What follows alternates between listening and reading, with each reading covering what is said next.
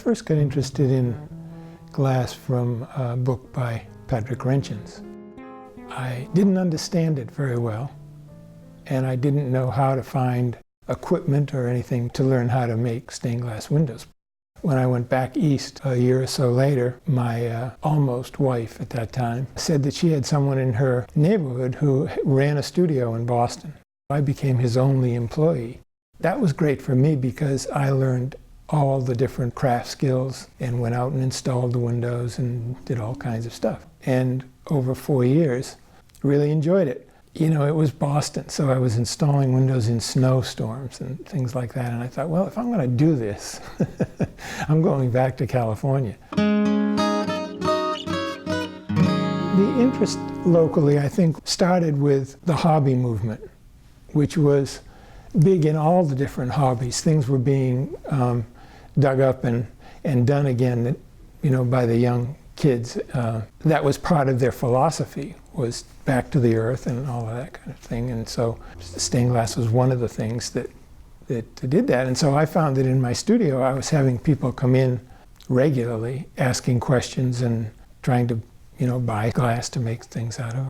So I started to sell supplies to them. And in '71, I think, I wrote a stained glass primer. I intended that as something that I could sell to these people when they came in, because I was answering the same questions over and over again. And I had classes where they could come and learn as well. And so I based it on the classes, and my friend Charlie Frizzell was a wonderful photographer. He's actually photographed a lot of stained glass in Otto Regan's book. And I wanted it to be a manual, so it's a very simple, thin book, but it does the job. I first learned about the German stained glass movement in general from a Sowers book. I saved up and bought that, and inside are just wonderful pictures of this thing, and I thought, I'm not going to be a glazer, I'm going to be a designer. I don't think that Schaffrath and Busch-Schulte and Meisterman for sure were interested in doing panels, free-hanging panels at all at that point. I sent photographs to Schaffrath of panels that I had done, and he said, well, they look very nice, but I can't really tell because I can't see the buildings they're in. And I thought, well, there are no buildings. I don't have them in buildings. So that was a learning experience. We had this class with Schaffrath, and he would go around and look at our work, and we all started to design with parallel lines. And, you know, his method of teaching was to teach you what he did. And it was all very new to us, because what he did was these enormous windows with all that goes along with that, and how he thought about continuing the wall in another media. So we just gobbled it up. Pretty soon I started to do a Schaffrath thing, because it was the only way I was going to learn, because he was talking about all these different methods that he used. It was a stairway, and so I did a sort of a stairway kind of a thing, but I made it brightly colored yellow and very different from a Schaffrath window. I added all of that when I got back. We asked him what he did in the war, you know. He talked about being an electrician apprentice, and immediately, you know, that became wires. All of his design became wires, or now they look so much like printed circuits or chips, you know. He never made that connection, but that's just what it looked like when we knew that he had a background in electricity. He was working in buildings that were pretty severe German modern buildings, which were, you know, rectangular straight lines. It's hard to say about Schaffrath, but I think his windows were a way to soften the architecture.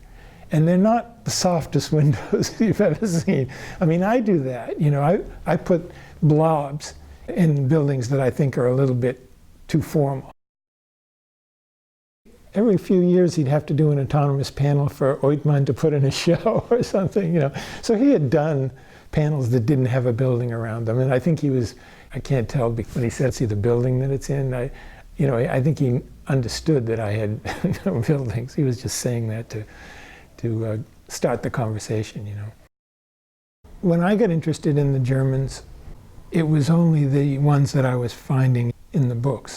So Schreider and Buchschulte and Schaffrath and the Meistermann windows were the main things that I went to see, and the main things that influenced me probably. I think I responded to Buchschulte more than any of the others in terms of my own designs. I stole blobs and things from him. Some people think they look like potatoes, and I always thought of them as rocks or something like that. In neo-Gothic work, it's usually repetitive things, and I needed something that was a little bit more organic to please me. And so I think when I saw the things in Buchschulte's windows, I realized that that was an interesting form. And I haven't looked at pictures of Buchschulte's things for a while, but I imagine that my blobs are no longer that close to what they were, but I think that's where they came from. Sometimes my blobs move in a line, like they're marching along, or they get smaller or bigger, or they're different colors or something like that. I was attracted to just the permission to use an irregular circular form, a soft circle, rather than a geometric circle. Buchschulte did some very geometric kind of things, and I think that was his response to architecture, which we couldn't really take that away from him and say, stay with your own style, because he was responding to what was needed in that church. I think he was thinking of architecture just like Schaffrath was, but he just responded in different ways. You know, when I was learning from Schaffrath, I was looking for the way to start the design, and in terms of the forms, and in Schaffrath's case, the kind of line and all of those kind of things. That was very important because I was afraid of running out of ideas of designs. So I was looking for, how the great people did it.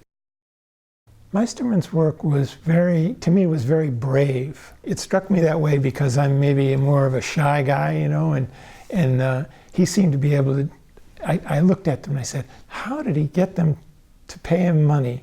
And it's in a church, It's all this crazy stuff going on, and there's a lot of activity, and there's no pictures of blonde Jesuses or anything. Meistermann sort of was like, it was almost as though the war had done something.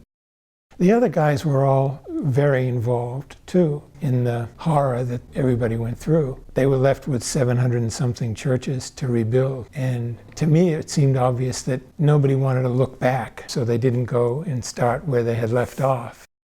And I don't think I ever thought of Schreider's work that way.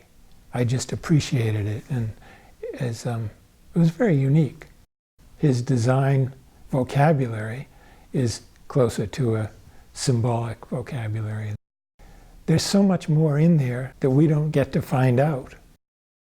Sometimes windows are too far away, or sometimes they're covered up with something else that's in the building, like the Buchschulte windows below Meistermann.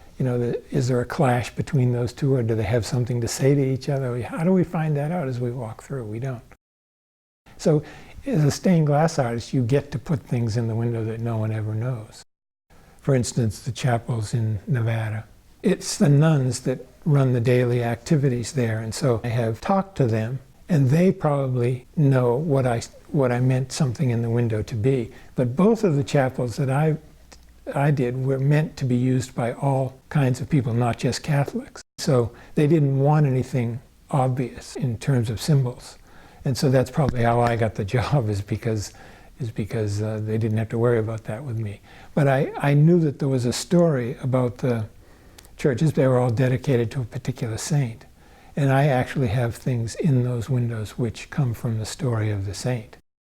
In the old neo-Gothic windows in the United States, the story was all right there in symbols, plunk, plunk, plunk, plunk. And I think I rebelled against any of that and was happy to see that there were windows of Schaffrath and Buchschulte and Schreider in books that, as far as I was concerned, had none of that in it. They may have had it in there, but I didn't see it. I just was looking at a picture of the design in the book, and I didn't see any religious thing at all in it. And so that attracted me to it. And I didn't consciously put any kind of symbols or content into my work. I was thinking more in terms of painting, shapes and and movement and color and line especially. I didn't go to art school and I wasn't trained to do a particular thing, and I just always thought of that what I was doing was I was learning to draw. I was grabbed by the lead line. I liked the fact that everything had to have a strong surrounding line. If it's an architectural work, then I referred, I think, probably back to what I learned from Shafrat, which was how the architecture should be celebrated or helped by the window, and I tried to do that. I was a math physics major. I think the world's a better place because I'm not a mathematician or a physicist. But if you look long enough, there's mathematical things going on in my windows too. Mathematics is under all of nature. We invented mathematics to explain nature to us, but even though like if you look at a window of mine that's full of blobs or funny shapes, they could be bacteria under a microscope. And I did use blobs a lot in my work over the years and still have. And the other thing I used a lot was a grid. I have over the years done things with grids in them in the dozens, or I'm not sure, hundreds maybe. It's just a part of a vocabulary that I grabbed.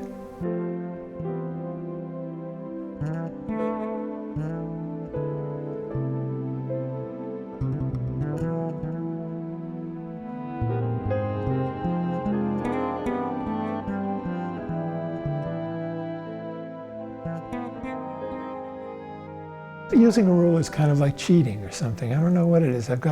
It's psychological things that I have about that, I guess. And it may come from schooling, you know. Like those lines, I intended those to be straight, but when I drew it, they didn't have to be straight anymore. And so it was supposed to be not a grid, but lines that were mechanical, and the glass was supposed to soften it, but they didn't stay. I decided it didn't need that. I do a panel, and I very often think that I could do it. I could do 6 of them. And I do series where I change the colors of things. I don't do that with every panel because there's a certain amount of boredom that comes in. I just go on to the next panel. But I mean, I like all kinds of combinations of colors, and I know I tend towards certain colors, but I like to push that if I can. I always either wax up on an easel or use a light table to choose colors so that I can change them. And there's often a pile of rejected pieces next to it because I like to try other things. I don't color my sketches when I'm designing. They're just scribbles, which then become cartoons, and I don't color my cartoons. I don't color until I'm actually cutting the glass. If it's an architectural thing, I certainly think ahead, but on my panels, I leave the pencil drawing. I do pencil drawings, and I leave those blank because then all the options are still there. And then I get out of the way all of the mechanical craft things, which is making patterns. I cut patterns and making the cartoon and everything. And then I'm all set to go back to designing. So I start cutting the glass. I think of it as part of designing. If I'm doing an architectural thing, I actually make a small window with glue. And if you put it up against the light, you can see that it gives a really good idea of what the window is going to look like.